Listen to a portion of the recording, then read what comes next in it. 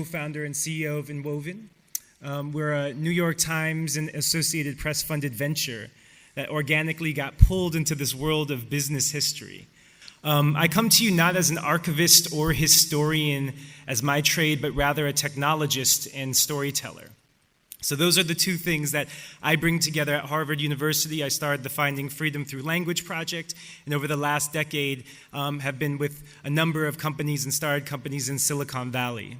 And I will say, despite the rap that a lot of these young companies get in Silicon Valley, because I work now with Airbnb and Lyft and another, there is a definite sense of understanding how do we use our heritage and history.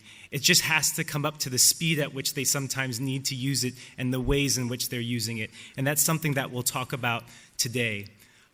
Two people I want to thank real quickly on the Reebok side. Derek and Aaron, they couldn't be here today. We're going to be talking a little bit of the work together that we did, but they're the reason I came in their stead. But they're really the reason why Enwoven exists in the way it happens today. As students of history, we all see that the inflection points happen in our companies somewhat by circumstance and running into the right folks at the right time. I'll give you a little bit of the history of our company, but it was Derek and Aaron who looked at what we were building and said, how could we apply this to Reebok? And in a time in the US of shrinking archives groups, within a year, Erin has grown her group from 1 person to 5 people, and it's continuing to grow. And it's continuing to be used in different ways, and we're going to talk a little bit more about that. And in just a year and a half's time, these are some of the companies and organizations we're working with. So to tell me that there's no appetite, if anyone tells, we know, but if anyone says there's no appetite to understand how do we interact and engage with our heritage and history, these are all the folks that we've started to work with in a very focused manner, who really are looking for ways in which that heritage comes alive. I've sat in a lot of boardrooms where they talk about the notion not so much of heritage and history, but more of organizational knowledge and experience, and how those things are what helps them learn, what helps them innovate, what helps them build their brand, as Anders was talking about, and driving that company culture. So at Enwoven, our goal is a technology that's around transforming institutional memory into insight and making knowledge and organizational knowledge active, accessible, and engaging. And I'm going to start with how we got here, because in our very short history, we have our own story. So I'm going to jump into the platform. This was the song that started the History Project, and I'll tell you why. Okay. Desperado, why don't you come to your senses? You've been out riding fences for so long. You guys know this song, right? Most of you? Desperado. It's one of my favorite songs, and it always reminds me of when I was riding in my father's VW Scirocco, and really realized that that was what we sang every time we went to different baseball games. And a few years ago, I found my father's old vinyl record collection. Early Eagles, the Beatles, the Who. I'd been technology and storytelling, but never kind of history and archiving. But why was this so important to me? My father had terminal cancer when I was 12. My mother was also sick at the time. It was me and my baby brother. He lost the ability to speak when I was 13. And for the last 9 months of his life, the way we communicated was through music. I knew if I played these records, it was the way that we would connect.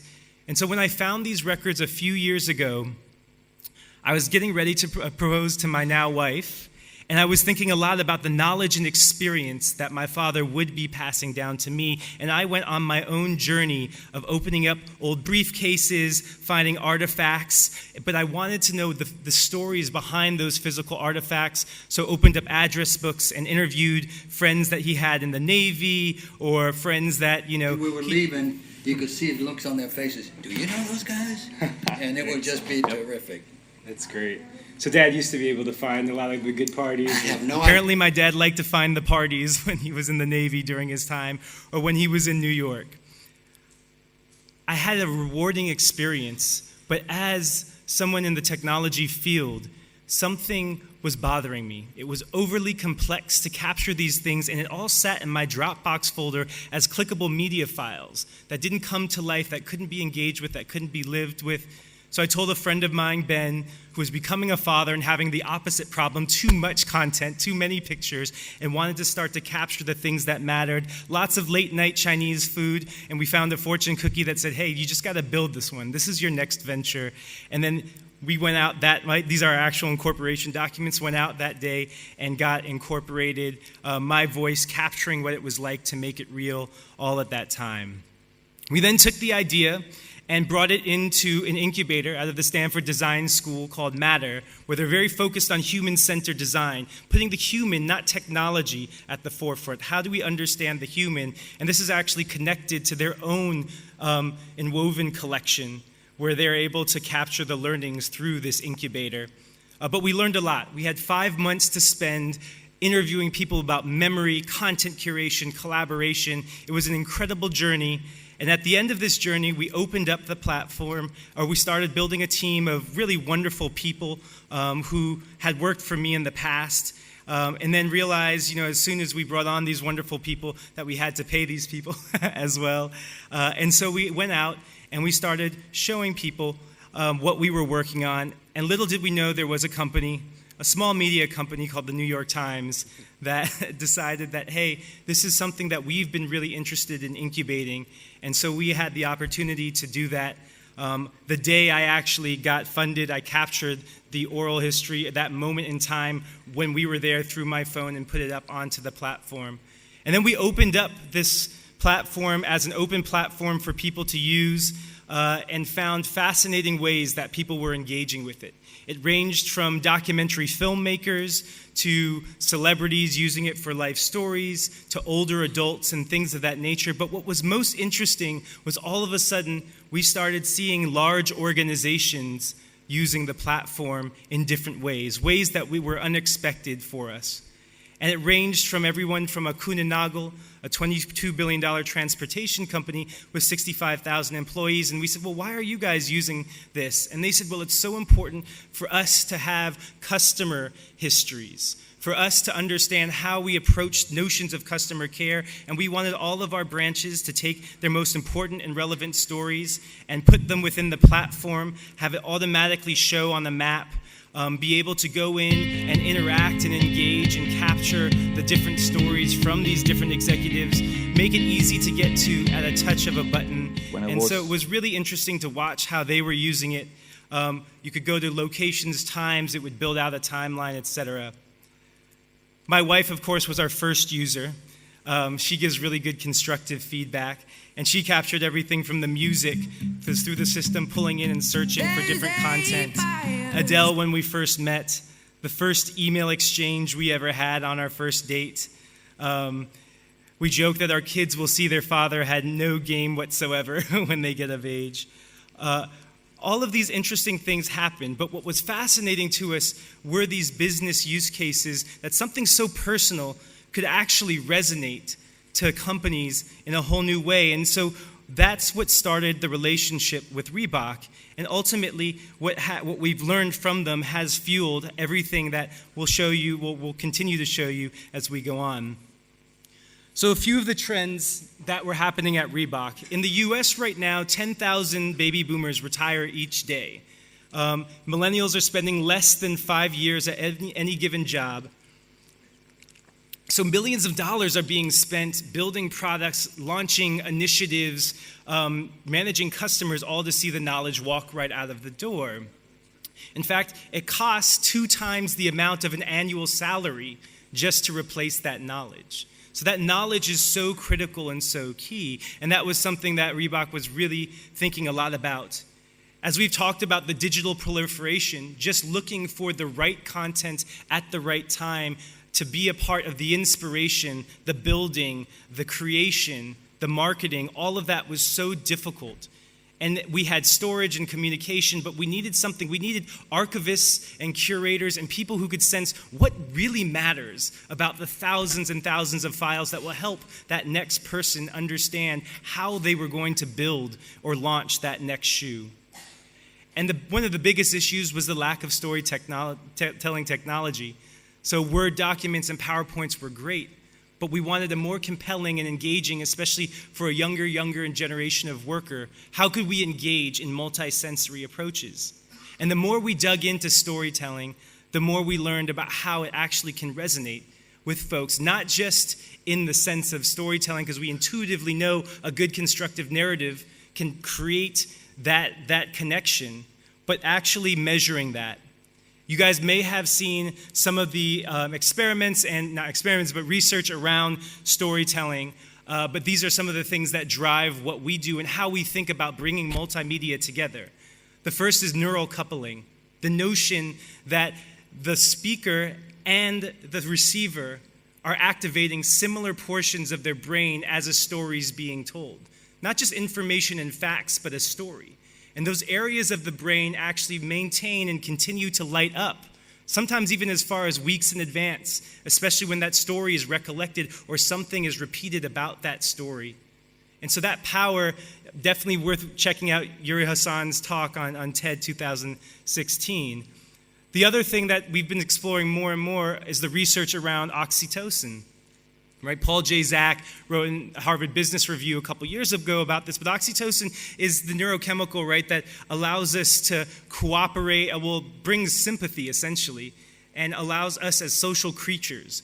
But how could it be hacked for us to create the ability to cooperate and want to cooperate with each other through storytelling and so forth? And so they did a number of research studies around that. The other thing that we look at very closely is the difference in media. There's very different ways in which we can think about media at different moments in time. I've been impressed and amazed at the podcasts that people are putting out. I think Usha from Cipla was talking about the podcast. That was phenomenal because it's something that we talk a lot about with folks, because audio oftentimes allows you to digest a story, but also enrich that story. It leaves you enough processing power to enrich that story with your own visuals, with your own dialogue, and having that dialogue helps capture a lot of that content. Video is incredible. Video can get an emotional expression across, but oftentimes can be a one-way conversation. So these are some of the things that we were actively thinking about with Reebok when we started building this platform, Enwoven with them. Also, the notion of layering media is really important. And I love personal stories, so I'm going to tell you a story about family recipes. Family recipes are, to me, one of the most interesting parts of connecting past to present and future, but it was a great exclamation point to layering media when first I found my grandmother's fried chicken recipe. It was a recipe I had been searching for ages, and I found the actual original version of it. And we've been cooking it in the family, but no one had this original version. But I went back to Malaysia, I found that. And so I loaded it into the platform, and then my mom, the next thing she did is she put up a picture. Now, when you have a picture with a piece of text, your recall is 6 times higher just in general, right? But then what happened was then my uncle said, this is the music that she listened to when she was in the kitchen. So he grabbed a YouTube video through the platform, put that up, and now I was listening to the music that she listened to when she would cook in the kitchen. I looked at the recipe and said, there's a lot of missing ingredients that I use now. And so then he turned and grabbed an article in the Tribune at the time, talking about the famine and the lack of resources and ingredients. So it wasn't just what she cooked. It was how she cooked it, the way in which she cooked it, the spirit with which she did it. The same thing that we see when even we're interfacing with these businesses, and they have the ability to take something and show how they're doing it. Someone on the ground floor all the way to the executives through the platform. And then, of course, we took a social media picture of us eating. We're always on the gram. And that chicken. But I honestly believe that it was a transformative experience. Cooking that recipe was something like anything else. We were playing the music, we saw her face, we understood the context by which she had developed that recipe. The last model before we can talk, one other model that we looked at when we worked with Reebok is this notion of attention, encoding, and storage and retrieval. And just very simply, first having to get someone's attention, which is why a lot of the things on the platform are visual in nature. A list of files don't tend to get your attention. But, pictures, things of that nature, taking Instagram and Pinterest and thinking about that. And if you can then start to fire the neurons fast and then engage someone to neural code that, it then has a choice of going into storage, short-term or long-term storage. In short-term, we can keep 5 to 9 items for 30 seconds.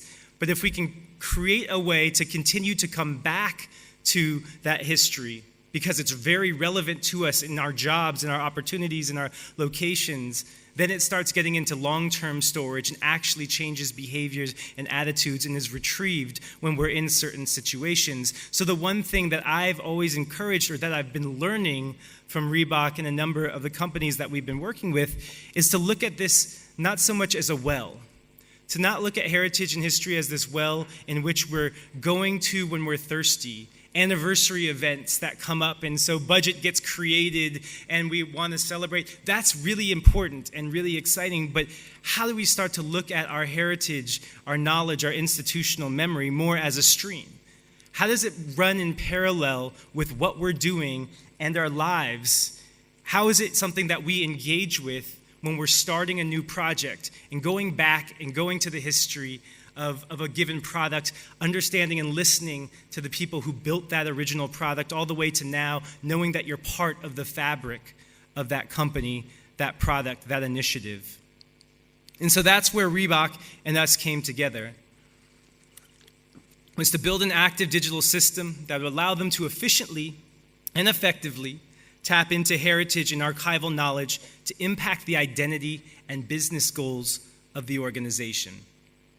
I'll let them speak for themselves in this brief clip. Capturing history and organizational knowledge at Reebok is important, especially in my role, because Reebok Classic represents the heritage part of our brand. It's a combination of, one, people going to a physical space where we have those assets and artifacts, but also just people sharing information verbally. And so a lot of the information was stored in people's memories. And so a combination of that and people sending Dropbox files or people visiting the archive, I just realized that there was an opportunity to make the process a little bit more seamless. Reebok's partnership with it allows us to dive deep into our history and heritage and get to expert level information quickly. It's amazing to have a tool that allows us to look at things from multiple vantage points quickly and accessibly and all around the world. So it's more of a living, breathing organism. It can help us do that and help connect our history to our present and our future. Get all the credit for what we've been building with them. And you may have seen that shoe that she was holding. That's the Reebok Freestyle, if people remember the Freestyle. It changed athletic footwear in the 80s. It brought aerobics into the household, made Reebok a billion-dollar company. But that shoe, as we all know, didn't happen out of thin air. It happened because of the designs that were created that went into the shoe, the different thinking of the high level for aerobics of the ankle support, the way they advertised, putting women into athletic wear in at large national magazines, thinking about how that would go over and how that emphasizes and becomes a part of their story today, and just the folks behind it, the stories that were created. These were all in disparate places. And now it lives and breathes in their Enwoven collection.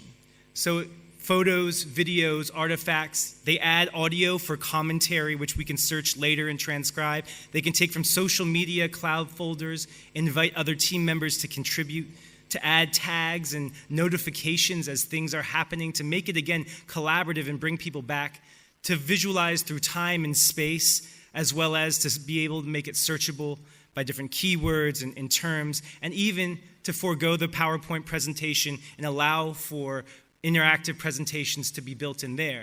And that's one area that we're working more with the Times and the AP about how do we make it more visual and engaging so that people really get that, understand it, come back and return to it. I know we're out of time, we're getting short on time. I'd love to be able to go through, and maybe I can, for those who are interested, we can go through different versions of the different Reebok collections that they've created. But all to say, what started off as a project, literally, to just create first a Reebok history through the decades, given technology. We were just on the DMX collection, which is the technology that's in these shoes. Just allowing them to go in and even have evolution of brand positioning. So this is viewed in the past week, this has been viewed 336 times by different partners, agencies, and so forth, just who are looking at the evolution and timing of brand and so forth. And all of this I know sits in everyone's archives, but again, it's about how is this a part of what they're doing. Every time they get a new agency that comes into working with Reebok, they go in, they look at the evolution of their different mottos, their different brands, their different advertisements. And so having that ability is extremely important, looking at the technology around it as well. So it's been pretty exciting to see where and how far they're going with it. I think ultimately we're launching across the whole global organization. And what's exciting is that it'll be the starting point of inspiration. And this is where I think we've heard this many times, heritage and history being the initial point. So when a new product is being created, the first thing people are doing is going to this platform and saying, how am I going to be inspired by what I create? And then it goes to creative direction, then it goes to the design team, it goes to the marketing team, and each one is capturing the most important artifacts that will be the future history of that particular product. And the design team always complains to the marketing team that the marketing team doesn't know their story, doesn't know what went into making that. Now they have the ability to show that. So they're capturing their top 10 items. The marketing team's capturing their top 10 items. It goes out to the PR and agency team who infuses their advertising with that history. And then as they learn what went well, what didn't go well, they capture that. And now it's become a searchable medium. And the next big step is for them to take it external, to allow for users to engage in stores with the history of the different products that they're putting out there. Within social media, of course, we're building in communications to their newsroom and PR groups. So often, the newsroom forgets the history when something major has happened, so they're able to now flag content in 2 weeks before a major anniversary of a past shoe release that will get people excited about the brand. They'll know about that. So again, thinking about this not as a well, but as a stream. How are we continuing to flow areas and items of our heritage and history through the daily operations of what we do, or at the very least weekly and monthly? So where are we going in the future with this? I love having more of the technology conversation more than anything, but we're integrating into workflow. We're creating predictive recommendations, chatbots, as you guys know, so that at the end of the GM designer designing the new Corvette has the opportunity to talk with the system to say, this is what inspired me, and that content goes into the system. Working on things like digital smells, especially for other things like food products. Automating the content, who gets to see what, transcribing all of the content and processing the language, so you can search when someone has said that exact thing. That's going to help build that kind of narrative and that media, and you can be reminded when you're starting that project or you hit a challenge that someone may have overcome before. And then, of course, on the presentation side, how do we make multimedia more engaging? I don't like to use the term VR and AR unless it's a good use case, but there are some great use cases for augmented reality. And I love the shout out to podcasts that people have been talking about because I'm a huge fan of audio. So those are the things we're thinking about. I love to engage in conversations around how do we think about this technology in general, not just what we're doing. How can that inform some of the efforts that everyone else is making, and how can that be a part of reimagining how you can use your heritage and history in the day-to-day world. And really, like I said, Reebok has seen a number of ROI metrics around this that we can talk about as well in terms of launching Reebok Classic shoes and the authentic side of things, because no longer do consumers buy just products, they buy these experiences. And Reebok is really doing a great job in touching on that and making everyone in the organization feel that. So thank you so much for the time.